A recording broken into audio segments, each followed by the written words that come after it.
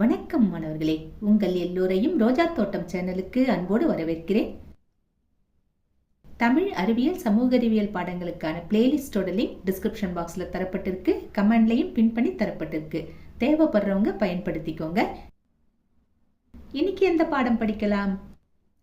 9ஆம் வகுப்பு தமிழ் பாடம் இயல் 1 தரப்பட்டுள்ள மதிப்பீடு வினாக்களுக்கான விடைகளை படிக்கலாமா? முதலில் பலவுள் தெரிக. 1. குழுவில் விடுபட்ட வரிசையை தேர்ந்தெடுக்க. இதில் நாவாயோடு பொருந்தக்கூடியது வங்கம், மரத்தோடு பொருந்தக்கூடியது மானு, துறையோடு பொருந்தக்கூடியது தாழிசை, தன்வினையோடு பொருந்தக்கூடியது பிறவினை. ஆகவே சரியான விடையாக எதை தேர்ந்தெடுக்கலாம்? முதல்ல கொடுத்திருக்காங்க இல்லையா, அதை தேர்ந்தெடுத்து எழுதலாம். வங்கம், மானு, தாழிசை, பிறவினை. அடுத்தது 2. தமிழ் விடுத்தூது டேஷ் என்னும் இலக்கிய வகையை சேர்ந்தது. விடை தமிழ் விடுத்தூது சிற்றிலக்கியம் என்னும் இலக்கிய வகையை சேர்ந்தது. 3. விடுபட்ட இடத்திற்கு பொருத்தமான விடை வரிசையை குறிப்பிடுக. டேஷ் இனம், வண்ணம் டேஷ், டேஷ் குணம், வனப்பு டேஷ் இப்படி கொடுத்திருக்காங்க. இதில் 3 இனம், வண்ணம் 100, 10 குணம், வனப்பு 8. இந்த விடை சரி. முதல்ல கொடுத்திருக்காங்க இல்லையா, 3, 100, 10, 8. இதை தெரிவு செய்து எழுதலாம். அடுத்தது 4. காலம் பிறக்கும் முன் பிறந்தது தமிழே, எந்த காலமும் நிலையாய் இருப்பதும் தமிழே, இவ்வடிகளில் பயின்று வரும் நயங்கள். ஆப்ஷன் இருக்கு இல்லையா, மோனை, எதுகை, ஏபு. இது சரியான விடை. அதாவது மோனைனா முதல் எழுத்து ஒன்றி வந்திருக்கணும், கா என்பது ஒன்றி வந்திருக்கு. அடுத்தது எதுகை, 2ஆம் எழுத்து ஒன்றி வந்திருக்கணும். 2வது எழுத்தா என்ன இருக்கு, லா, 2ஆம் எழுத்தும் ஒன்று போல் வந்திருக்கு. அடுத்தது ஈபு. ஈபுன்னா என்ன, வரிகள் முடியும் போது ஒரே எழுத்துல முடியணும், இல்லாட்டி ஒரே ஓசையில முடியணும் இல்லையா. தமிழே தமிழேன்னு முடிஞ்சிருக்கு, ஒரே ஓசைதான், அதனால் இயைபு. மோனை, எதுகை, இயைபு. இதை தெரிவு செய்து எழுதுங்க. அடுத்தது 5. அழியா வனப்பு, ஒழியா வனப்பு, சிந்தாமணி. அடிக்கோடிட்ட சொற்களுக்கான இலக்கண குறிப்பு. இதுல எதுல அடிக்கோடிட்டு காட்டப்பட்டிருக்கு, அழியா, ஒழியா, சிந்தா. இது எல்லாமே ஈறுகட்ட எதிர்மறை பெயரச்ச சொற்கள். அதாவது அழியாத அப்படிங்கிறது தான் இங்க அழியான்னு கொடுத்துருக்காங்க. அந்த ஈறு கடைசி எழுத்து இல்லாம போச்சு, அததான் நாம ஈறு கெட்ட அப்படின்னு சொல்றோம். ஆகவே இங்கே சரியான விடை எது, ஈறு கெட்ட எதிர்மறை பெயரச்சம். கொடுத்துருக்காங்க இல்லையா, அதை தெரிவு செய்து எழுதலாம். அடுத்தது குருவினா. 1. நீங்கள் பேசும் மொழி எந்த இந்திய மொழி குடும்பத்தை சேர்ந்தது? திராவிட மொழி குடும்பத்தை சேர்ந்தது இல்லையா. எப்படி எழுதலாம், நான் பேசும் மொழி தமிழ், இது திராவிட மொழி குடும்பத்தை சார்ந்தது. திராவிட மொழி குடும்பம் 3ஆக வகைப்படுத்தப்பட்டுள்ளது.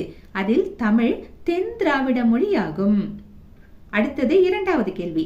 தமிழோவியம் கவிதையில் உங்களை மிகவும் ஈர்த்த அடிகள் குறித்து எழுதுக. என்னை ஈர்த்த 2 அடிகளை குறித்து நான் எழுதுறேன். காலம் பிறக்கும் முன் பிறந்தது தமிழே, எந்த காலமும் நிலையா இருப்பதும் தமிழே. இந்த அடிகள் என்னை மிகவும் ஈர்த்தன. இவ்வடிகளில் காலம் தோன்றுவதற்கு முன்பே தமிழ் தோன்றிவிட்டது. அப்படி தோன்றிய தமிழ் எந்த காலத்திற்கும் நிலையாய் இருக்கும் என்கிறார் ஆசிரியர். காலம் எப்பொழுது தோன்றியது என்பதே நமது தலையை சுற்ற வைக்கும் கேள்வியாகும். அத்தகைய காலம் தோன்றுவதற்கு முன்னரே தோன்றியது நமது தமிழ் மொழி என்று நினைக்கும் போது நமது மொழியின் பழமையும் தொன்மையும் எனக்கு வியப்பினை அளித்தன. எனவே இவ்வடிகள் என்னை ஈர்த்தன. அடுத்தது 3வது கேள்வி. கன்னி என்பதன் விளக்கம் யாது? 11வது பக்கத்துக்கு வாங்க. அங்க கட்டத்துல இருக்கு பாருங்க, தெரிந்து தெளிவோம் இருக்கு இல்லையா, அதுல இருக்கு பாருங்க, கன்னி. 2 கண்களை போல் 2 பூக்களை வைத்து தொடுக்கப்படும் மாலைக்கு கன்னி என்று பெயர். அதே போல் தமிழில் 2 அடிகள் கொண்ட எதுகையால் தொடுக்கப்படும் செய்யுள் வகை கன்னியாகும். இதை எடுத்து எழுதலாம். அடுத்தது 4வது கேள்வி. கணினி சார்ந்து நீங்கள் அறிந்த எவையேனும் 5 தமிழ் சொற்களை தருக. 13வது பக்கத்துக்கு வாங்க. அங்க இருக்கு இல்லையா, சாப்ட்வேர், மென்பொருள், பிரவுசர், உலவி, இந்த மாதிரி இருக்கு இல்லையா. ஆங்கிலத்தில் இருக்கிற சொற்களை விட்டுடலாம், தமிழ்ல இருக்கிறத மட்டும் எடுத்து எழுதிக்கலாம். எதை எழுதலாம், கணினி சார்ந்த சொற்களா இருக்கணும். இங்க வரிசையா கொடுத்திருக்காங்க பாருங்க, மென்பொருள், உலவி, செதுக்கி, ஏவி அல்லது சுட்டி, இணையவெளி, வையக விரிவு வலை வழங்கி, உரை, மடிக்கணினி. இதோட இல்லாம திரை எழுதலாம், அதாவது ஸ்கிரீன், அச்சுப்பொறி, பிரிண்டர். இதுவும் கூட கணினி சார்ந்த சொற்கள் தான். மென்பொருள், உலவி, செதுக்கி, ஏவி அல்லது சுட்டி, இணையவெளி, வையக விரிவு வலை வழங்கி, உரை, மடிக்கணினி, திரை, அச்சுப்பொறி. அடுத்தது 5வது கேள்வி. அகமாய் புறமாய் இலக்கியங்கள் அவை அமைந்ததை சொல்லும் இலக்கணங்கள். இலக்கியங்களின் பாடுபொருள்களாக இவ்வடிகள் உணர்த்துவன யாவை? இதற்கான விடையை நான் கொடுக்கிறேன், எழுதிக்கோங்க. 8 தொகை 10 பாட்டு போன்ற 14 மேற்கணக்கு நூல்களும் 14 கீழ்கணக்கு நூல்களும் தமிழுக்கு சிறப்பு சேர்ப்பவை. இந்த இலக்கியங்களில் சில இலக்கியங்கள் மக்களின் இல்லற வாழ்க்கையை பற்றி கூறுகின்றன. அவை அக இலக்கியங்கள் என அழைக்கப்படுகின்றன. சில இலக்கியங்கள் மக்களின் வீரம், கொடை, புகழ், அறம், பொருள், வீடு, கல்வி போன்றவைகளை பற்றி கூறுகின்றன. அவை புற இலக்கியங்கள் என அழைக்கப்படுகின்றன. இந்த இலக்கியங்களுக்கான கட்டுப்பாடுகளையும் விதிமுறைகளையும் வகுத்து கொடுத்தவை இலக்கணங்களாகும். அகத்தியம், தொல்காப்பியம், யாப்பருங்கலக்காரிகை, தண்டி அலங்காரம், நன்னூல் போன்றவைகளை எடுத்துக்காட்டுகளாக கூறலாம். இக்கருத்துகளே கொடுக்கப்பட்ட அடிகளின் பாடுபொருள்களாக அமைந்துள்ளன. அதாவது அகமாய் புறமாய் இலக்கியங்கள்னா அதுக்கு பின்புலமா இருக்கிற கருத்து எது அப்படிங்கறத புரிஞ்சுக்கணும். அதுக்கப்புறம் அவை அமைந்ததை சொல்லும் இலக்கணங்கள்னா அந்த இலக்கியங்கள் எந்தெந்த விதிமுறைப்படி அமையணும், எந்தெந்த கட்டுப்பாடுகளோடு அமையணும்னு சொல்றதுதான் இலக்கணங்கள் இல்லையா? இதை பற்றி தான் இந்த கேள்வி கேட்கப்பட்டிருக்கு. விடை எழுதிக்கோங்க. அடுத்தது 6வது கேள்வி. செய்வினையை செயப்பாட்டு வினையாக மாற்றும் துணை வினைகள் 2 எடுத்துக்காட்டுடன் எழுதுக. விடை எழுதிக்கலாமா? படு, உன், பெரு, ஆயிற்று, போயிற்று, போனது போன்ற சொற்கள் செய்வினையை செயப்பாட்டு வினையாக மாற்றும் துணை வினைகள் ஆகும். எடுத்துக்காட்டு உன். எப்படி எழுதலாம்? கோவலன் கொலையுண்டான், கொலையுண்டான், உன் வருதா? அடுத்தது ஆயிற்று, வீடு கட்டி ஆயிற்று, ஆயிற்று வந்துருச்சா? அடுத்தது போயிற்று, சட்டி உடைந்து போயிற்று, போயிற்று வந்துருச்சா? கடைசியில போனது, பணம் காணாமல் போனது, போனது வந்துருச்சா? இவைகள் தான் செய்வினையை செயற்பாட்டு வினையாக மாற்றும் துணை வினைகள். சரியா? அடுத்தது 7வது கேள்வி. வீணையோடு வந்தால் கிளியே பேசு தொடரின் வகையை சுட்டுக. அதாவது வீணையோடு வந்தால்னா அது எந்த தொடர், கிளியே பேசுன்னா எந்த தொடர்? இதுக்கான பதிலை நாம எழுதணும். பொதுவா வீணையோடு வந்தாலும் போது ஓடுங்கிற 3ஆம் வேற்றுமை உருவு வந்திருக்கு. அதனால இத நாம வேற்றுமை தொடர்னு சொல்லலாம். அதே மாதிரி கிளியே பேசு அப்படின்னு கொடுத்துருக்காங்க. இதுல கிளியேங்கிறது அழைத்தல் பொருளில் வரும் இல்லையா? அதனால இதை நாம விழித்தொடர்னு சொல்லலாம். ஆனா இந்த பாடத்தை பொறுத்த வரைக்கும் இந்த பாடத்துல என்னென்ன தொடர் கொடுத்துருக்காங்களோ அதற்கு உரிய விடை எதுவோ அதை நாம எழுதலாம். சரியா? அப்படி பார்க்கும்போது வீணையோடு வந்தால் என்பது செய்தி தொடர், அதாவது ஒரு செய்தியை நமக்கு சொல்லுது. கிளியே பேசு அப்படிங்கிறது கட்டளை தொடர். ஒரு கிளியை பார்த்து நாம பேசுன்னு சொல்றோம் இல்லையா? அதற்கு ஆர்டர் போடுறோம். அதனால் இதனை நாம் கட்டளை தொடர் என்று எழுதலாம். வீணையோடு வந்தாலும் போது அதை நாம வேற்றுமை தொடர் என்றும் கூறலாம். கிளியே பேசும் போது அதை நாம் விழித்தொடர் என்றும் கூறலாம். அதை நல்லா புரிஞ்சுக்குங்க. ஆனா இந்த பாடத்தில் அந்த தொடர்கள் இடம்பெறவில்லை. இந்த பாடத்தை பொறுத்த வரைக்கும் தன்வினை தொடர், பிறவினை தொடர், செய்வினை தொடர், செயற்பாட்டு வினை தொடர் இதெல்லாம் தான் கொடுக்கப்பட்டிருக்கு. அதோடு கூட பயன்பாட்டு தொடர்கள்னு ஒரு அட்டவணை கொடுத்துருக்காங்க பாருங்க. அதுலயும் சில தொடர்கள் இருக்கு பாருங்க. இதை அடிப்படையா வச்சுதான் அந்த கேள்வி கேட்கப்பட்டிருக்கு. சரியா? அதனால வீணையோடு வந்தால் என்பது செய்தி தொடர், கிளியே பேசு என்பது கட்டளை தொடர். அடுத்தது சிறுவினா. 1. சங்க இலக்கியத்தில் காணப்படும் கடற்கலனுக்குரிய சொல் கிரேக்க மொழியில் எவ்வாறு மாற்றம் பெற்றுள்ளது? இந்த கேள்விக்கான விடை புத்தகத்துல குறிச்சுக்கணும்னா 15வது பக்கத்துல இருக்கு பாருங்க. இந்த படம் கொடுக்கப்பட்டிருக்கு இல்லையா? அதுக்கு மேல ஹைலைட் பண்ணி காமிச்சிருக்கோம் பாருங்க. உலகின் தொன்மையான மொழியாகவும் செவ்வியல் மொழிகளுள் ஒன்றாகவும் திகழ்வது கிரேக்க மொழியாகும். இம்மொழியின் கடல் சார்ந்த சொற்களில் எரிதிரை, எருதிரான், கலன், கலையுகோய், நீர், நீரியோஸ், நீரிய, நாவாய், நாயு, தோணி, தோணீஸ் போன்ற தமிழ் சொற்கள் இடம்பெற்றுள்ளன. புத்தகத்துல குறிச்சுக்கணும்னா இதை குறிச்சு நீங்க எழுதிக்கலாம். அப்படி இல்லைன்னா அட்டவணைப்படுத்தி இப்படியும் எழுதலாம். எப்படி எழுதலாம்? ஒரு பக்கத்துல சங்க இலக்கிய சொற்கள்னு எழுதிக்கோங்க. அதுக்கு நேரா கிரேக்க மொழி சொல்னு இப்படி எழுதிக்கோங்க. சங்க இலக்கிய சொல்ல எரிதிரை, இது கிரேக்க மொழி சொல்ல எப்படி மாறி இருக்கு? எரிதிரான். அடுத்தது கலன் எப்படி மாறி இருக்கு? கலன் என்பது கலையுகோய். நீர் என்பது நீரியோஸ், நீரிய. நாவாய் என்பது நாயு. தோணி என்பது தோனீஸ். இப்படியும் எழுதிக்கலாம். சரியா? அடுத்தது இரண்டாவது கேள்வி. திராவிட மொழிகளின் பிரிவுகள் யாவை? அவற்றுள் உங்களுக்கு தெரிந்த மொழிகளின் சிறப்பியல்புகளை விளக்குக. முதல்ல நாம திராவிட மொழிகளின் பிரிவுகளை எழுதணும். அதுக்கு 3ஆம் பக்கத்துக்கு வாங்க. 3வது பக்கத்துல ஹைலைட் பண்ணி காமிச்சிருக்கோம் பாருங்க. திராவிட மொழி குடும்பம்னு இருக்கா? அங்க இருக்கு பாருங்க. முதல் 5 வரியை எழுதணும். எதுல இருந்து எது வரைக்கும்னா, திராவிட மொழி குடும்பம் மொழிகள் பரவிய நில அடிப்படையில் தென் திராவிட மொழிகள், நடுதிராவிட மொழிகள், வட திராவிட மொழிகள் என 3ஆக வகைப்படுத்தப்பட்டுள்ளது. இத முதல்ல எழுதிக்கோங்க. இதை எழுதிட்டு அதுக்கப்புறமா அவற்றுள் உங்களுக்கு தெரிந்த மொழிகளின் சிறப்பியல்புகளை விளக்குகன்னு கேட்டிருக்காங்க. நமக்கு எந்த மொழி தெரியும்னு பார்க்கணும். பொதுவா நல்லா பேசவும் எழுதவும் தெரிகிற மொழியை தான் நமக்கு தெரிந்த மொழின்னு சொல்லுவோம். அப்படி இருக்கும்போது நம்ம இங்க தமிழ் மொழியை எடுத்துக்கலாம். ஏன்னா நம்ம எல்லாருக்குமே ஏறக்குரிய தமிழ் பேசவும் எழுதவும் தெரியும் இல்லையா? திராவிட மொழிகள்ல தெலுங்கு, மலையாளம், துளு எல்லாமே தான் வருது. ஆனா நம்ம இங்க தமிழ் மொழியை தேர்ந்தெடுத்து அதனுடைய சிறப்புகளை எழுதலாம். அதுக்கு நீங்க 5வது பக்கத்துக்கு வரணும். தமிழின் தனித்தன்மைகள்னு ஒரு தலைப்பு இருக்கு இல்லையா? அதுக்கு கீழே 8 பாயிண்ட் கொடுத்துருக்காங்க. அதுல உங்களுக்கு எளிமையா இருக்கிற ஒரு 4-5 பாயிண்டை எடுத்து எழுதலாம். அதாவது தொன்மையும் இலக்கண இலக்கிய வளமும் உடையது தமிழ் மொழியாகும் இருக்கா? அதை எழுதிக்கலாம். அடுத்தது 2வது பாயிண்டா கொடுத்துருக்கிறது கொஞ்சம் பெருசா இருக்கு, அதை வேணா விட்டுடலாம். அடுத்தது 3 பாருங்க. ஏனைய திராவிட மொழிகளை விடவும் தமிழ் மொழி தனக்கென தனித்த இலக்கண வளத்தை பெற்று தனித்தியங்கும் மொழியாகும். அடுத்தது திராவிட மொழிகளுள் பிறமொழி தாக்கம் மிகவும் குறைந்ததாக காணப்படும் மொழி தமிழே ஆகும்.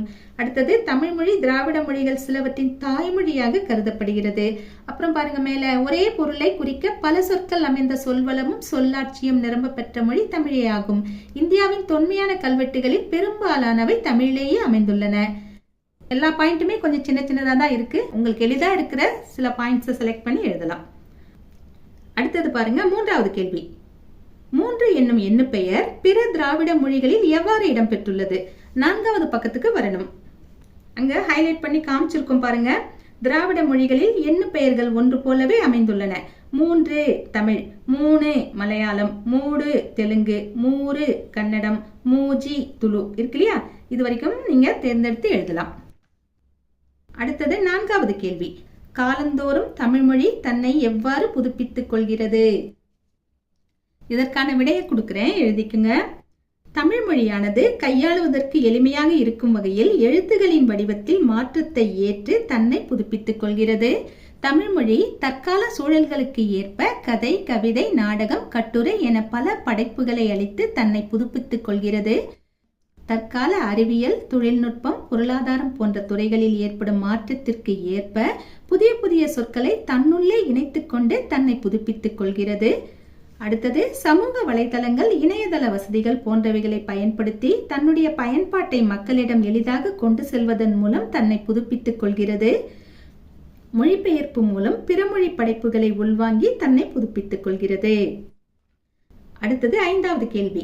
வளரும் செல்வம் உரையாடலில் குறிப்பிடப்படும் பிறமொழி சொற்களை தொகுத்து அவற்றுக்கு இணையான தமிழ் சொற்களை பட்டியலிடுக. முதல்ல பிறமொழி சொற்கள்னு ஒரு சின்ன தலைப்பு எழுதிக்கலாம். அதுக்கு நேரா தமிழ் சொற்கள்னு ஒரு தலைப்பு எழுதிக்கலாம். முதலில் ஆங்கில சொற்கள். எந்தெந்த சொற்கள் இடம்பெறுது?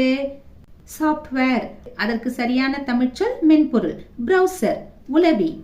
கிராப், செதுக்கி. கர்சர், ஏவி அல்லது சுட்டி. சைபர் பேஸ், இணையவெளி. சர்வர், வையக விரிவுவலை வழங்கி. ஃபோல்டர், உரை. லேப்டாப், மடிக்கணினி. நேவி, நாவாய்.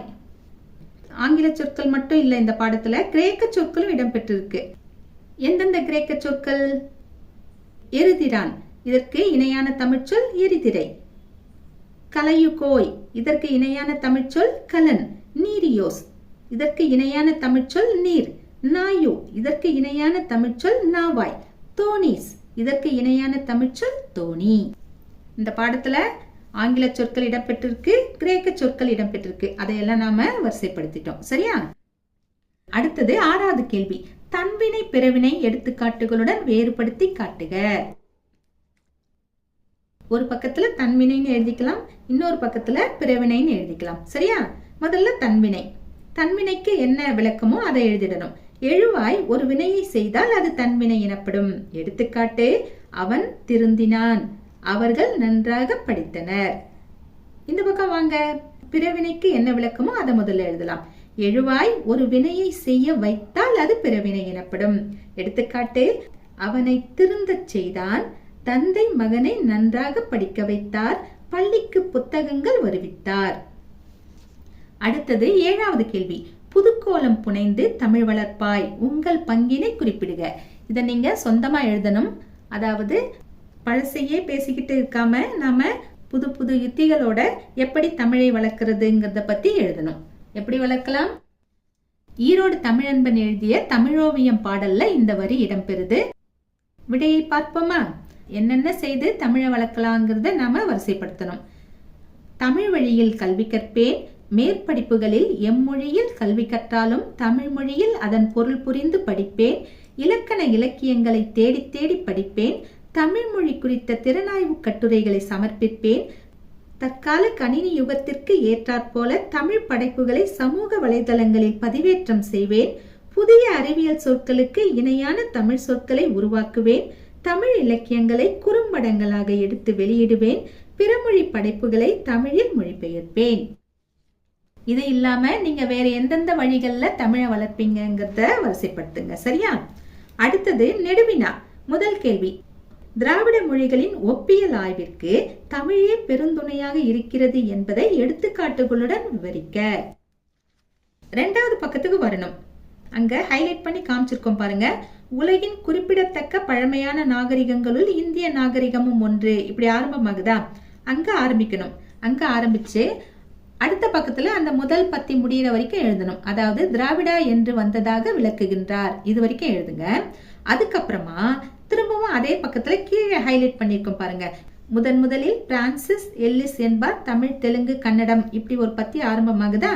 அங்க ஆரம்பிச்சு அதுக்கு மேல மார்க்ஸ் முல்லரும் இதே கருத்தை கொண்டிருந்தார், இப்படி முடியுது இல்லையா? அது வரைக்கும் எழுதுங்க.